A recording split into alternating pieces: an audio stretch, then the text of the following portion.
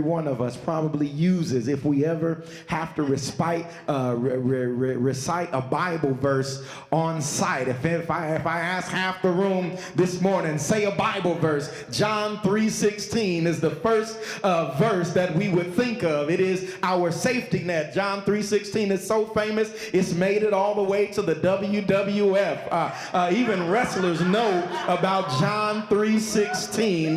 For God so loved the world. You can probably say it by memory. For God so loved the world that he gave his only begotten son, that whosoever should believe in him would not perish but have everlasting life. Each and every one of us here this morning, even if you ain't never been to church, you probably know John 3:16. But for context, this very simple scripture that outlines the core of our faith belief happens as a man named Nicodemus goes to have just a little talk with the Lord.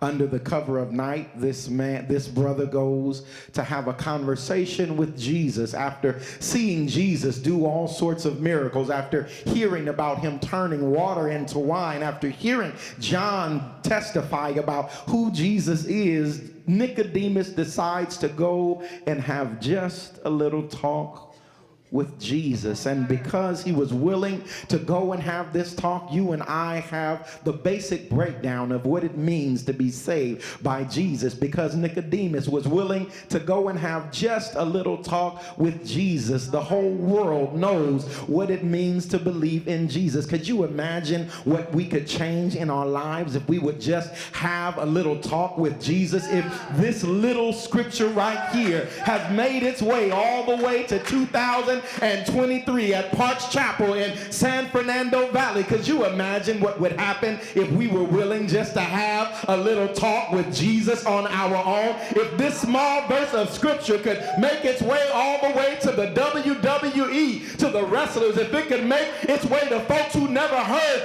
Jesus' name, if it could make its way all over the world, if it could make its way to the rich and to the poor, to the needy and to the let down, to the struggling and to the striving, if this word could make it all over the world, could you imagine what could happen with your family if you would have just a little talk with Jesus? Could you imagine what would happen in the schools if we would have just a little talk with Jesus? Could you imagine what would happen in our churches if we would have just a little talk with Jesus?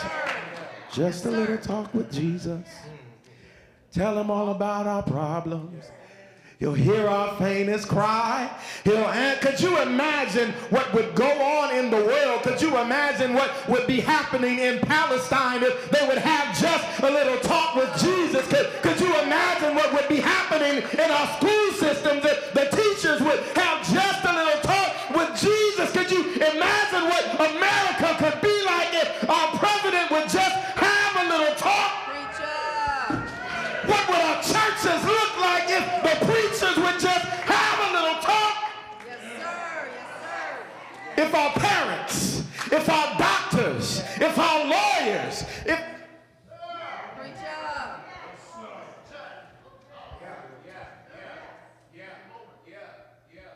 if we taught our children how to have a little talk.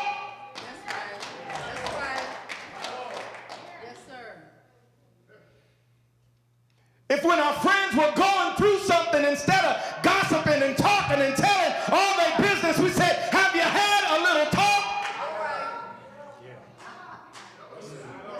Yes, sir. If when the news came on and tried to show us all the crazy stuff going on in the world, that instead of turning the volume up, we turned it off and had a little talk?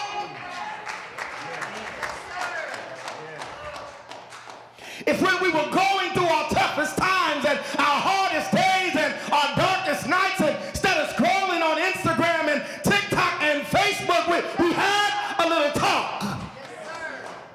Yes, sir. Could anybody use a little talk this morning?